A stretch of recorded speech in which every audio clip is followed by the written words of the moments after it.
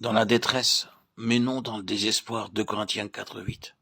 Ainsi, la mort agit en nous, et la vie agit en vous. 2 Corinthiens 4:12. Ceux qui délibérément laissent la croix établir la souveraineté sans partage du Seigneur en eux, choisissent le chemin de la détresse.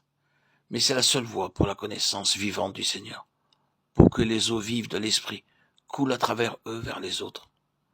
Le chemin de la détresse demeure à jamais celui de l'élargissement. Notre utilité dans le corps dépend essentiellement de la mesure de vie que nous y apportons. Et cela ne signifie pas que nous ayons un don de parole, mais que nous soyons dans une réelle communion avec Christ, le vivant, la source des eaux vives, la fontaine des jardins. Il y a une certaine réserve à l'égard de la croix, dans beaucoup de croyants, en raison d'une compréhension limitée et étriquée. Mais si nous voulons apporter la vie, alors il est vrai que nous avons à choisir la porte étroite et le chemin resserré. La déclaration du Seigneur résume le résultat de l'œuvre subjective de la croix qui nous libère du carcan de la vie naturelle.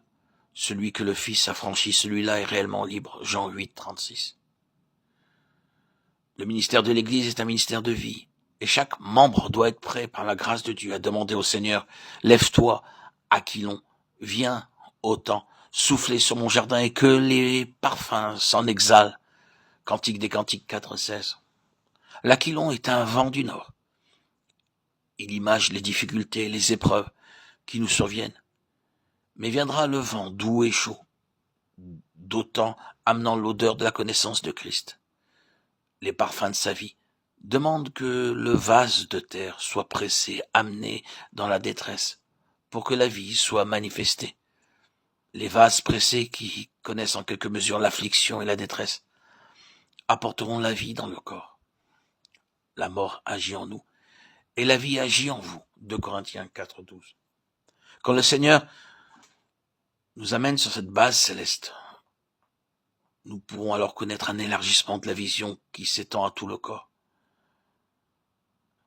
Mais ce doit être aussi, de l'autre côté, un chemin douloureux, où l'ennemi déclenche ses foudres. De nombreux maux peuvent nous être attribués, et nous pouvons connaître un ostracisme très marqué, douloureusement ressenti. Ceux qui, de façon tranchante, attestent les droits et la souveraineté sans partage de Christ, deviennent les cibles des assauts de Satan. Plusieurs sont sortis du milieu de nous, et cette situation douloureuse n'est pas terminée. Ce ministère, nous le tenons de Dieu. C'est lui qui nous a appelés. Rien de ce qui est fait procède de notre vouloir. Il nous a été donné du ciel. Nous le disons comme un témoignage.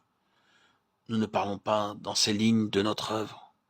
Nous n'avons pas, mais de celle de Dieu accomplie par l'Esprit de Dieu, pour l'édification de son corps et cette œuvre. Il la réalise avec un nombre très petit de personnes. C'est un principe divin. Gédéon était de la famille la plus pauvre en Manassé et le plus petit dans sa maison. Juge 6:15. Dieu, dans sa grâce et sa miséricorde, a choisi des gens insignifiants et un très petit nombre pour accomplir des grandes choses. N'a-t-il pas estimé 10 000 comme quantité encore trop importante? N'a-t-il pas retenu que 300 hommes, et cela afin que toute la gloire lui revienne? Nous connaissons l'histoire. Mais quant à son œuvre en nous, il est nécessaire que Dieu nous diminue. C'est une règle divine en vue de notre dépendance, qui ne doit cesser de croître au fur et à mesure qu'avec lui, nous avançons. Alors qu'il grandit en nous.